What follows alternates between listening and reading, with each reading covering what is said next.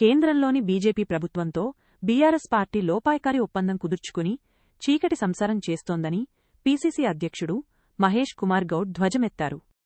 కరీంనగర్ పర్యటనలో ఆయన మీడియాతో మాట్లాడుతూ గత 10 ఏళ్లలో రాష్ట్రపతి ఉపరాష్ట్రపతి ఎన్నికల నుంచి వివాదాస్పద రైతు చట్టాల వరకు బీఆర్ఎస్ ఎంపీలు బీజేపీకే మద్దతు పలికారని గుర్తుచేశారు. ప్రజలను మోసం చేసేందుకే పైకి డ్రామాలు ఆడుతున్నారని తెలంగాణలో బీజేపీ నూకలు చెల్లాయని విమర్శించారు. అభివృద్ధి సంక్షేమమే ధ్యేయంగా కాంగ్రెస్ పాలన సాగుతోందన్నారు. ఆఖరికి రైతు వ్యతిరేక చట్టాలకు కూడా బీఆర్ఎస్ ఎంపీలు మీకు ఓటేసినారు. మీరు లోపాయక ఒప్పందం నుండి పనిచేసినారు, చీకటి సంసారం చేసినారు. పైకి మాత్రం పడినట్టుగా నటించినాడు. కేసీఆర్ నటించిండు, మోడీ నటించారు. మీరు ఒకటి, ఇవాళ కూడా ఒకటిగానే ఉన్నారు. ప్రజలు అనుమానం ఉంది రేపు కలిసి మీరు పోటీ చేస్తారని. అఖిల భారత బీజేపీ అధ్యక్షుడు వస్తే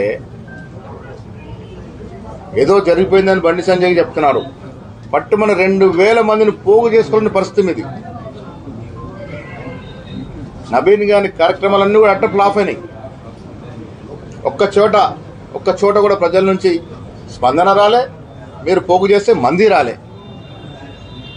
జాతీయ అధ్యక్షుడు వస్తే కూడా సక్రమంగా కార్యక్రమాలు చేసుకోలేని మీరు ఈ రాష్ట్రంలో ఏదో వెలగబెడతారంటే ప్రజలు నమ్మే పరిస్థితి లేరు.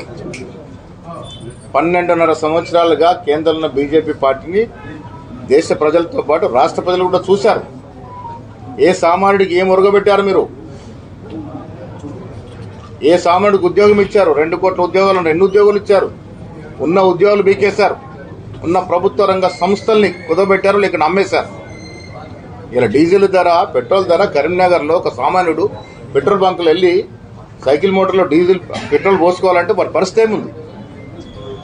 మన్మోహన్ సింగ్ సమయంలో ఇంటర్నేషనల్ మార్కెట్లో క్రూడ్ ఆయిల్ ధర గ్యాలన్కి $158 ఉండే. ఇలా $50 పడిపోయింది. మీరు మాత్రం పెట్రోల్ డీజిల్ ధరలు పెంచేశారు. కూరగాయల ధరలు ఏమున్నాయి? నిత్యావసర సరుకుల ధరలు ఏమున్నాయి? ఏ సామాన్యుడికి లాభం జరిగింది? అదాని అంబానీలను పెంచి పోషించడం తప్ప, సంపన్నులను మరింత సంపన్నులు చేయడం తప్ప మోడీ గారు ఏమైనా ఘనత సాధించినా బండి సంజయ్ గారు చెప్పాలి. ఏది చేయకుండా మతాలు కులాల మధ్య చిచ్చుపెట్టి ఎప్పటికప్పుడు గెలవాలని ప్రయత్నం చేసే మీకు తెలంగాణలో నూకలు చెల్లినయి.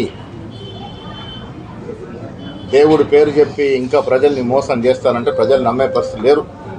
ఇలా ప్రజలు అడుగుతున్నారు, ఏ పార్టీ మాకేమిచ్చిందని, ఏ పార్టీ పేద ప్రజలకు ఏం చేసిందని, మా జీవన పరిణామాలు ఏమైనా పెరిగినాయని అడుగుతా ఉన్నారు. అది మీ వల్ల కాలే. 12.5 సంవత్సరం మీ వల్ల కాలే. 3 సార్లు కూడా దేవుడి పేరు మీద ఓట్లు అడిగారు. ఇక చెల్లిపోయింది. దేవుడి పేర్లో ఓట్లు అడుగుతూ కూడా ఓట్లు రాలే పరిస్థితి లేదు. ప్రజలు చూస్తూ ఉన్నారు, ప్రజలు గ్రహిస్తూ ఉన్నారు. ఎవరు మా కోసం పనిచేస్తూ ఉన్నారు, ఎవరి వల్ల మా జీవితాలు బాగుపడుతున్నాయని ప్రజలు గ్రహిస్తూ ఉన్నారు. ఇలా ఈ రాష్ట్రంలో కాంగ్రెస్ పార్టీ పేద ప్రజల అభ్యున్నతి ధ్యేయంగా పనిచేస్తూ ఉంది. ఒకవైపు అభివృద్ధి, ఒక సంక్షేమం ఇచ్చుకుంటూ పోతా ఉంది. కరీంనగర్ గడ్డ మీద చెప్తా ఉన్న ఈ రాష్ట్రంలో జరిగినట్టు ఎన్నికలు, సర్పంచ్ ఎన్నికలు చూసాం, మున్సిపల్ ఎన్నికలు చూసాం. రాష్ట్రంలో మెజారిటీ కాంగ్రెస్ వైపు వచ్చినారు. రేపు జరిగే సార్వత్రిక ఎన్నికల్లో కూడా కాంగ్రెస్ పార్టీ అత్యధిక సీట్లు గెలుచుకొని మళ్ళీ అధికారంలోకి వస్తారు.